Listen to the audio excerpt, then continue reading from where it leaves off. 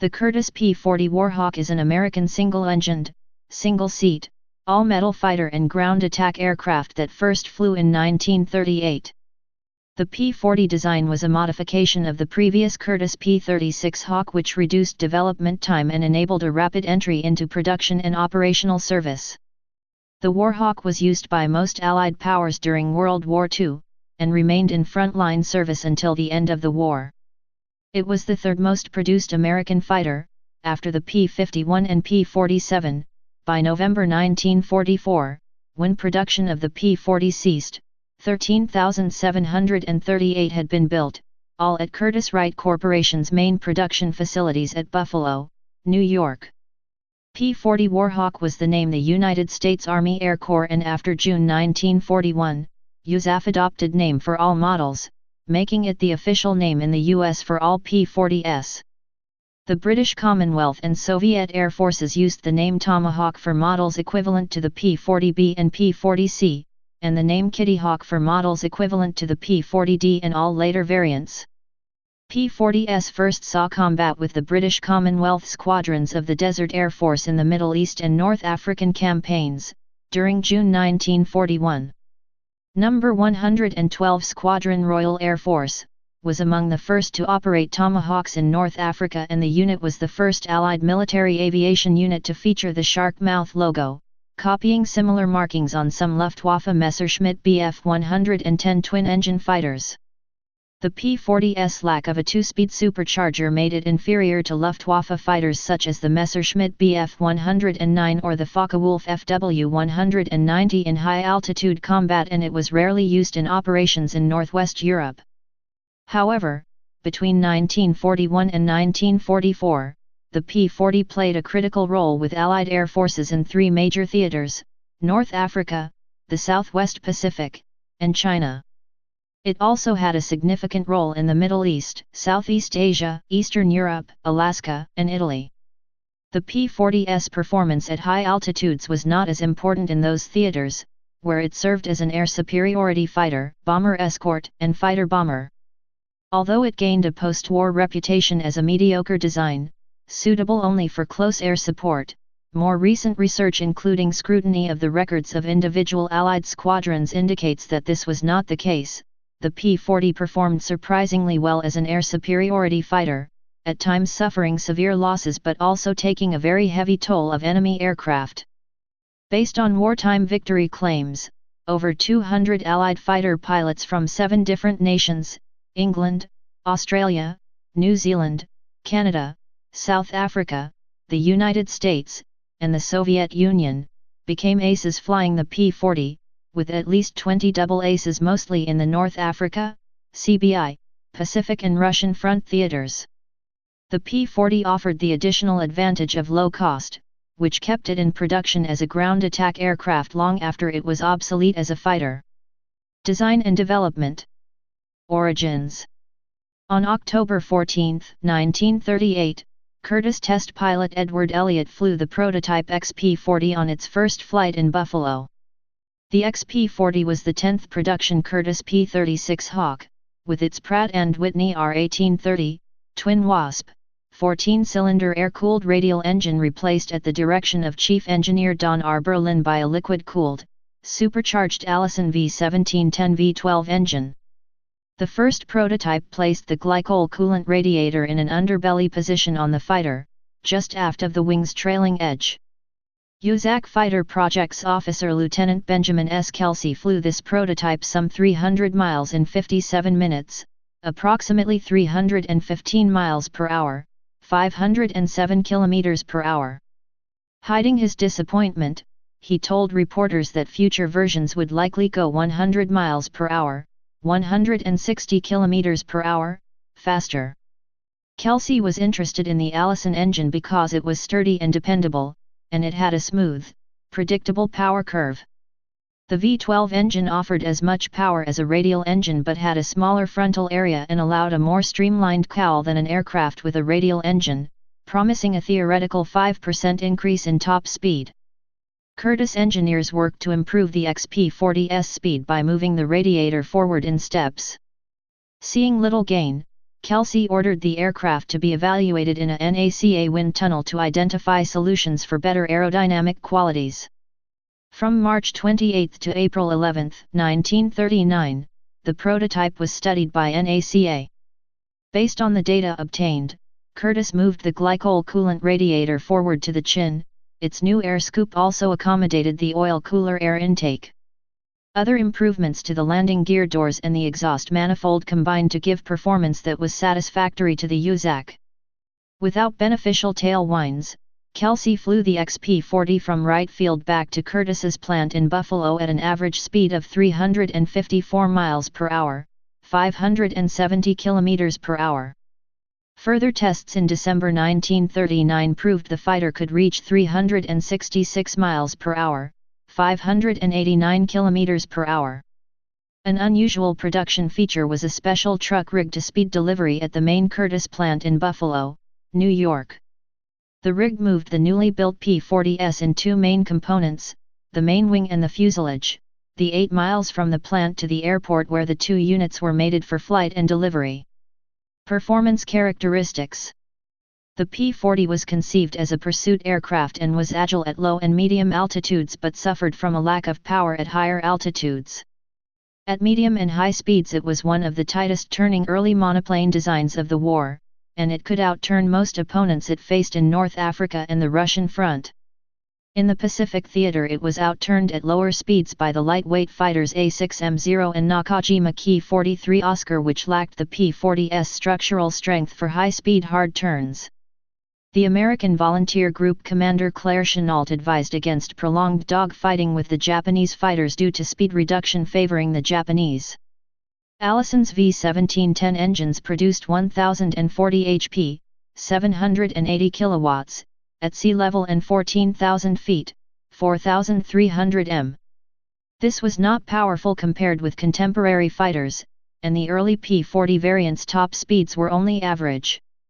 The single-stage, single-speed supercharger meant that the P-40 was a poor high-altitude fighter.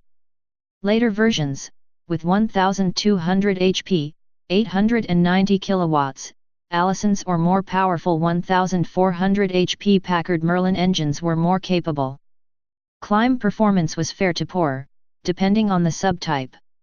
Dive acceleration was good and dive speed was excellent. The highest scoring P-40 ace, Clive Caldwell, RAF, who claimed 22 of his 28 1/2 kills in the type, said that the P-40 had almost no vices, although it was a little difficult to control in terminal velocity. The P-40 had one of the fastest maximum dive speeds of any fighter of the early war period, and good high-speed handling. The P-40 tolerated harsh conditions in a variety of climates. Its semi-modular design was easy to maintain in the field. It lacked innovations such as boosted ailerons or automatic leading-edge slats, but its strong structure included a 5-spar wing, which enabled P-40s to pull high G turns and survive some mid-air collisions. Intentional ramming attacks against enemy aircraft were occasionally recorded as victories by the Desert Air Force and Soviet Air Forces. Caldwell said P-40s would take a tremendous amount of punishment, violent aerobatics as well as enemy action. Operational range was good by early war standards and was almost double that of the Supermarine Spitfire or Messerschmitt Bf-109. Although inferior to the Mitsubishi A6M0, Nakajima Ki-43, and Lockheed P-38 Lightning. Caldwell found the P-40C Tomahawk's armament of 2.50 in, 12.7 mm, Browning and /M2 light barrel dorsal nose mount synchronized machine guns and 2.303 Browning machine guns in each wing to be inadequate. This was improved with the P-40D, Kitty Hawkeye, which abandoned the synchronized gun mounts and instead had 2.50 in, 12.7 mm, guns in each wing, although Caldwell still preferred the earlier Tomahawk in other respects. The D had armor around the engine and the cockpit, which enabled it to withstand considerable damage. This allowed Allied pilots in Asia and the Pacific to attack Japanese fighters head-on, rather than try to outturn and outclimb their opponents. Late-model P-40s were well armored. Visibility was adequate, although hampered by a complex windscreen frame, and completely blocked to the rear in early models by a raised turtle deck. Poor ground visibility and relatively narrow landing gear track caused many losses on the ground. Curtiss tested a follow-on design, the Curtiss XP-46, but it offered little improvement over newer P-40 models and was cancelled. Operational history. In April 1939, the U.S. Army Air Corps, having witnessed the new, sleek, high-speed, inline-engined fighters of the European Air Forces, placed the largest fighter order it had ever made for 524 P-40s. French Air Force. An early order came from the French Armée de l'Air, which was already operating P-36s. The Armée de l'Air ordered 100, later the order was increased to 230, as the Hawk 81A1, but the French were defeated before the aircraft had left the factory and the aircraft were diverted to British and Commonwealth service, as the Tomahawk I, in some cases complete with metric flight instruments. In late 1942, as French forces in North Africa split from the Vichy government to side with the Allies, U.S. forces transferred P-40Fs from 33rd FG to GC-2/5, a squadron that was historically associated with the Lafayette Escadrille. GC-2/5 used its P-40Fs and LS in combat in Tunisia and later for patrol duty off the Mediterranean coast until mid-1944, when they were replaced by Republic P-47D Thunderbolts. British and Commonwealth deployment. In all, 18 Royal Air Force, RAF, squadrons, 4 Royal Canadian Air Force, RCAF, 3 South African Air Force, SAAF, and 2 Royal Australian Air Force, RAF, squadrons serving with RAF formations, used P-40s. The first units to convert were Hawker Hurricane squadrons of the Desert Air Force, DAF, in early 1941. The first Tomahawks delivered came without armor, bulletproof windscreens, or self-sealing fuel tanks, which were installed in subsequent shipments. Pilots used to British fighters sometimes found it difficult to adapt to the P-40's rear-folding landing gear, which was more prone to collapse than the lateral folding landing gear of the Hawker Hurricane or Supermarine Spitfire. In contrast to the three-point landing commonly employed with British types, P-40 pilots were obliged to use a wheels landing, a longer, low-angle approach that touched down on the main wheels first. Testing showed the aircraft did not have the performance needed for use in Northwest Europe at high altitude, due to the service ceiling limitation.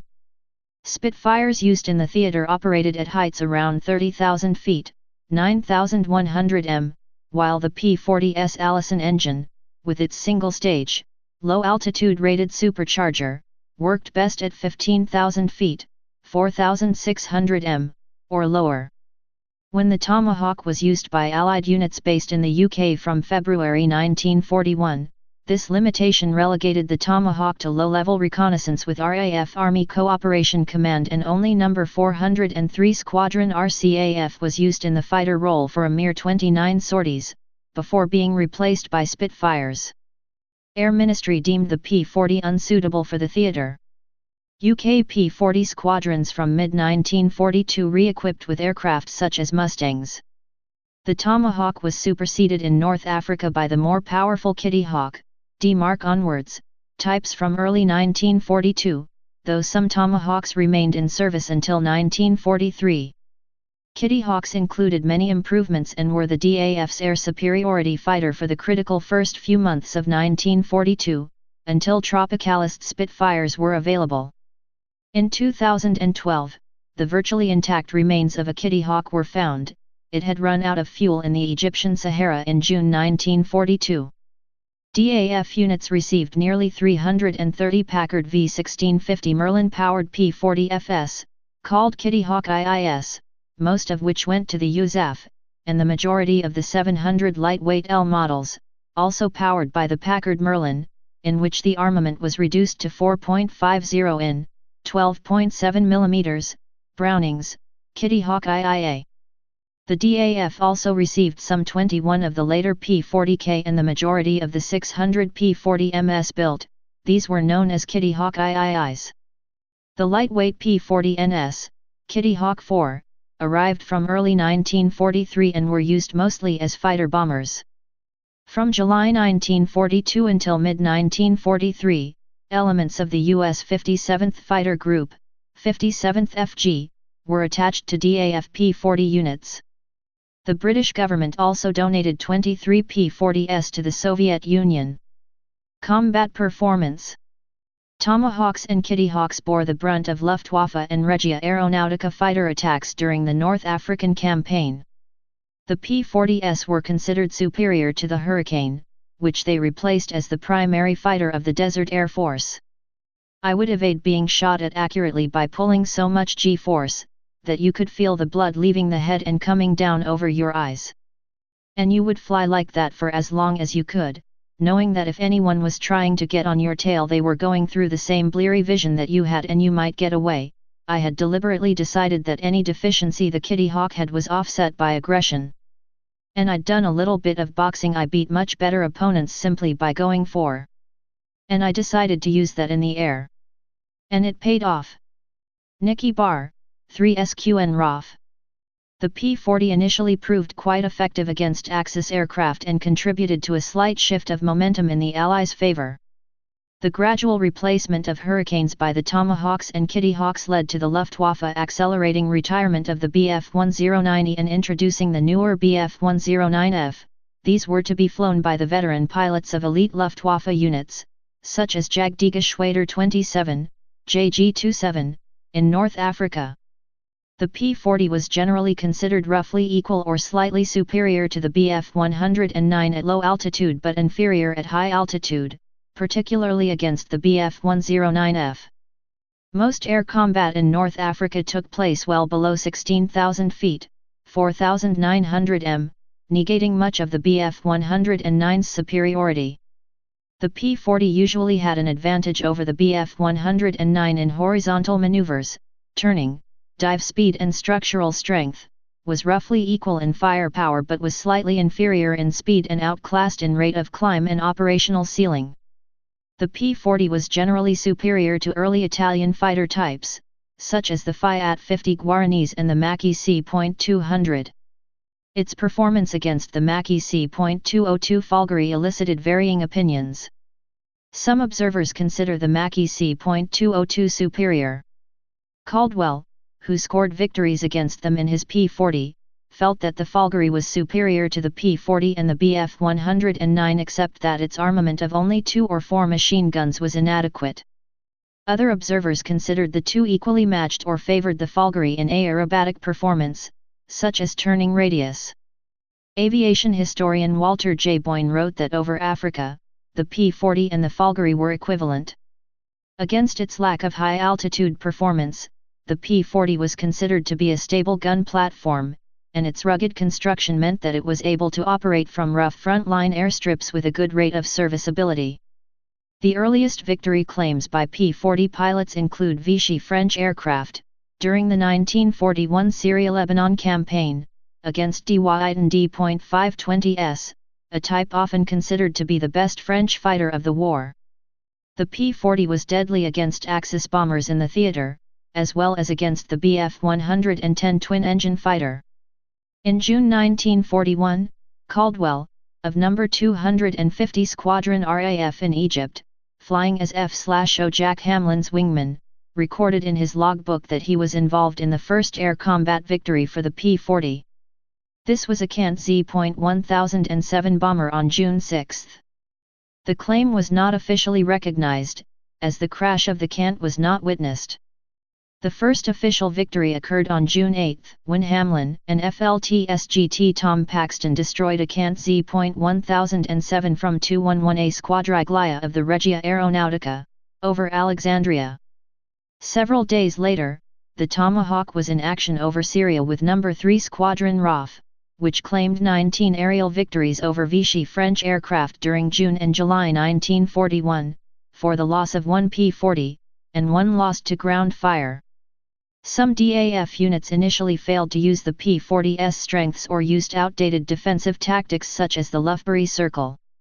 The superior climb rate of the Bf-109 enabled fast, swooping attacks, neutralizing the advantages offered by conventional defensive tactics.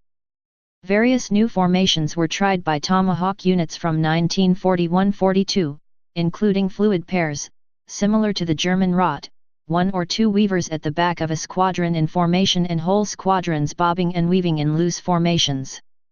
Werner Schroer, who was credited with destroying 114 Allied aircraft in only 197 combat missions, referred to the latter formation as bunches of grapes, because he found them so easy to pick off.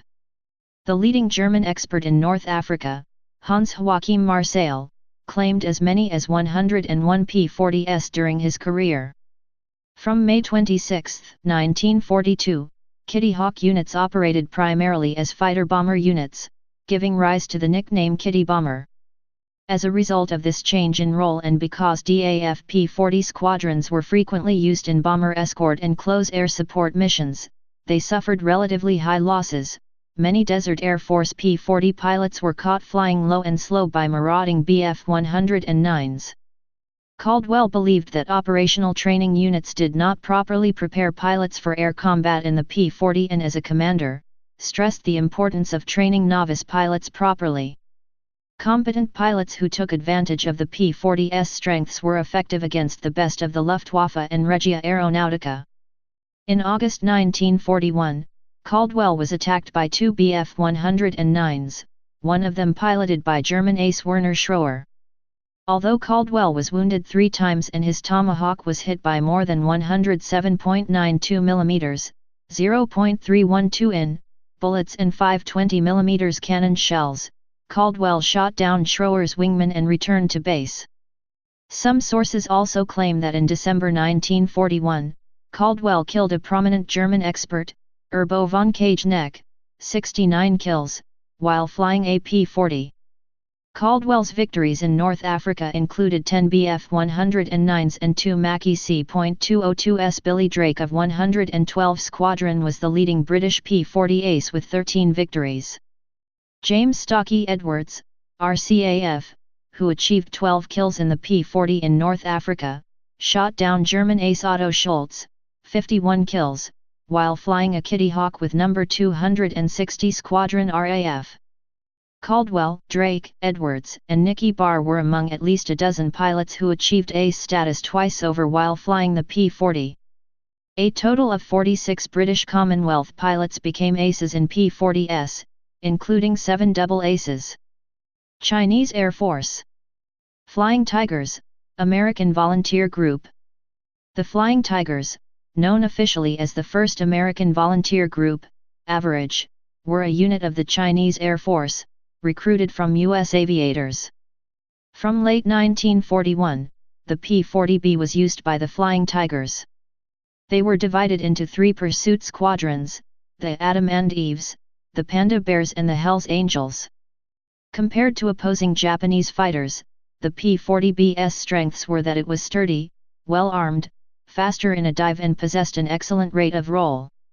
While the P-40s could not match the maneuverability of the Japanese Army Air Arm's Nakajima Ki-27s and Ki-43s, nor the much more famous Zero naval fighter in a slow-speed turning dogfight, at higher speeds the P-40s were more than a match. Average leader Claire Chennault trained his pilots to use the P-40's particular performance advantages. The P-40 had a higher dive speed than any Japanese fighter aircraft of the early war years, for example, and could be used to exploit so-called boom and zoom tactics. The Average was highly successful, and its feats were widely published, to boost sagging public morale at home, by an active cadre of international journalists. According to its official records, in just 6.5 months, the Flying Tigers destroyed 297 enemy aircraft for the loss of just 4 of its own in air-to-air combat. The Model Bs received by Chennault and assembled in Burma at the end of 1941 were not well liked. There were no auxiliary fuel tanks that could be dropped before going into combat, and there were no bomb racks on the wings. Chennault considered the liquid-cooled engine vulnerable in combat because a single bullet through the coolant tank would cause the engine to overheat in minutes. The Tomahawks also had no radios, so the Average improvised by installing a fragile radio transceiver, RCA-7H, which had been built for a Piper Cub. Because the plane lacked a supercharger, its effective ceiling was about 25,000 feet. The most critical problem was the lack of spare parts. The only source of spare parts was damaged aircraft. The planes were thought to be what no one else wanted, dangerous and difficult to fly. But the plane had advantages. Its gas tanks were self-sealing and could take hits without catching fire. There were 2 heavy sheets of steel behind the pilot's head and back. The plane as a whole was ruggedly constructed. In the spring of 1942, the Average received a small number of Model Es, each equipped with a radio, 6.50 caliber machine guns, and auxiliary bomb racks that could hold 35 lb fragmentation bombs. Chennault's armorer fitted the new planes with additional bomb racks that held the 570 lb Russian bombs, which the Chinese had in abundance. These planes were used in the Battle of the Salween River Gorge in late May, 1942, which kept the Japanese from entering China from Burma and threatening Kunming. Spare parts were still a problem. Scores of new planes were now in India, and there they stayed in case the Japanese decided to invade. The Average was lucky to get a few tires and spark plugs with which to carry on its daily war. 4th Air Group. China received 27 P-40E in early 1943. These were assigned to squadrons of the 4th Air Group. United States Army Air Forces. A total of 15 USAF pursuit/fighter groups, FG, along with other pursuit/fighter squadrons and a few tactical reconnaissance, TR, units, operated the P-40 during 1941-45. As was also the case with the Bell P-39 Airacobra, many USAF officers considered the P-40 exceptional, but it was gradually replaced by the Lockheed P-38 Lightning, the Republic P-47 Thunderbolt and the North American P-51 Mustang. The bulk of the fighter operations by the USAF in 1942-43 were borne by the P-40 and the P-39. In the Pacific, these 2 fighters, along with the U.S. Navy Grumman F-4F Wildcat, contributed more than any other U.S. types to breaking Japanese air power during this critical period. Pacific theaters.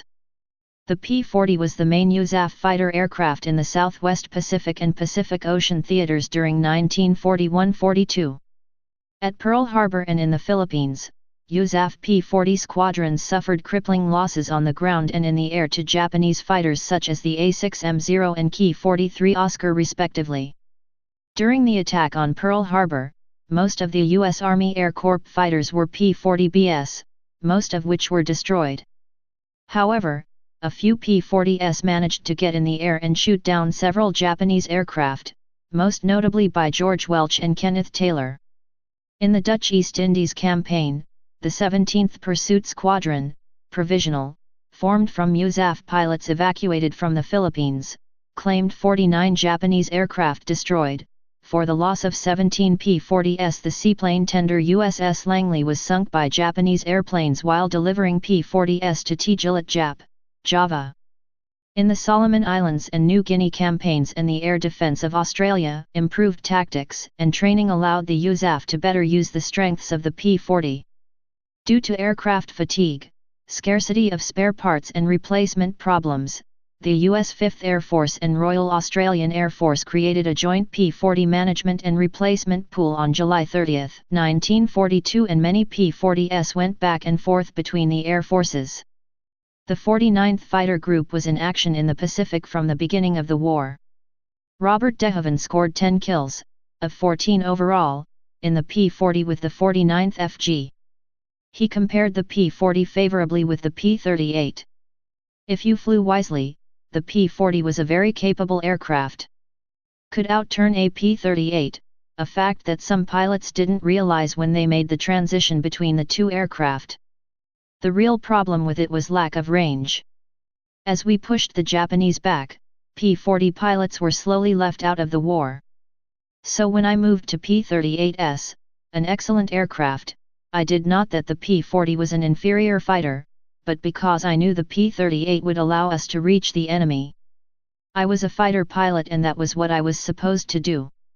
The 8th, 15th, 18th, 24th, 49th, 343rd and 347th PGS/FGS, flew P-40s in the Pacific theaters between 1941 and 1945, with most units converting to P-38s from 1943-44.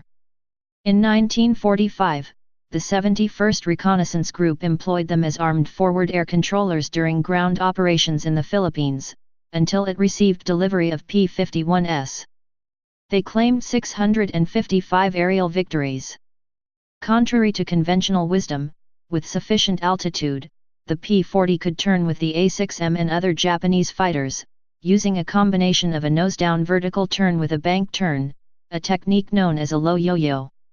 Robert DeHaven describes how this tactic was used in the 49th Fighter Group. "Oh, you could fight a Jap on even terms, but you had to make him fight your way. He could outturn you at slow speed. You could outturn him at high speed. When you got into a turning fight with him, you dropped your nose down so you kept your airspeed up, you could outturn him. At low speed he could outroll you because of those big ailerons, on the zero. If your speed was up over 275, you could outroll. His big ailerons didn't have the strength to make high-speed rolls. You could push things, too. Because, if you decided to go home, you could go home.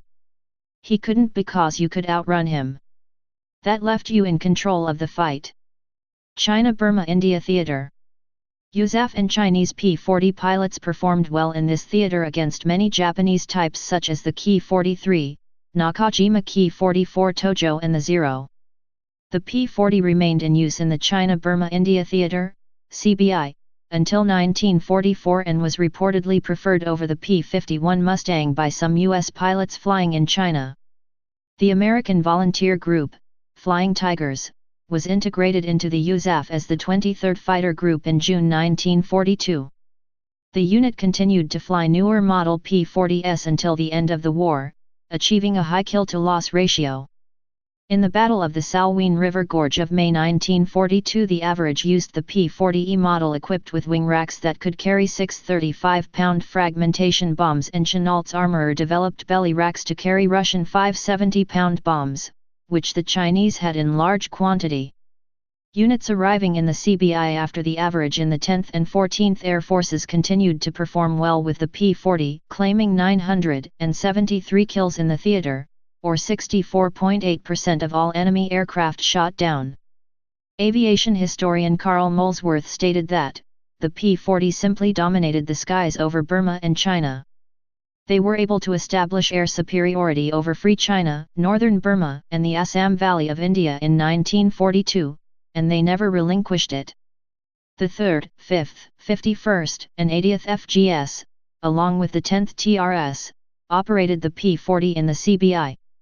CBI P-40 pilots used the aircraft very effectively as a fighter-bomber.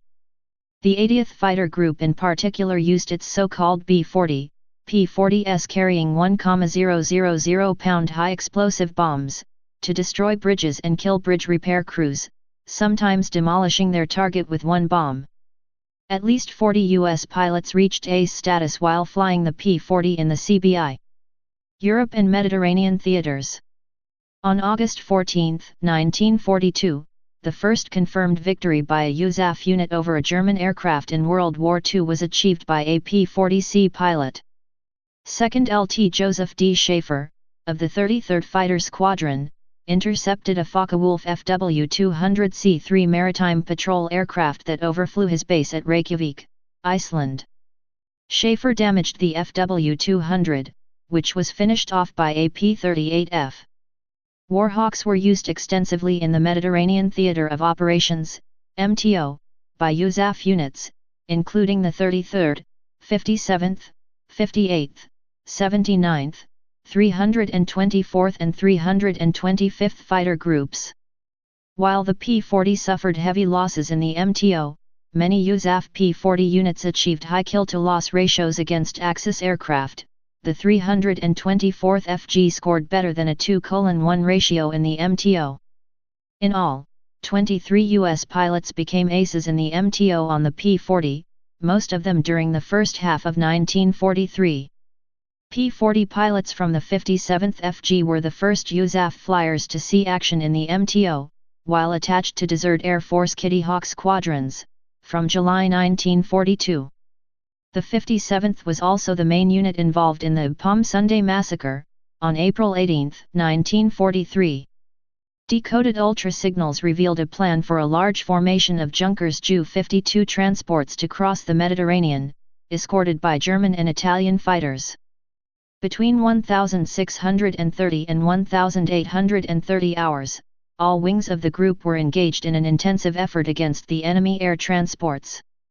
Of the 4 Kitty Hawk wings, 3 had left the patrol area before a convoy of 100-plus enemy transports were sighted by 57th FG, which tallied 74 aircraft destroyed.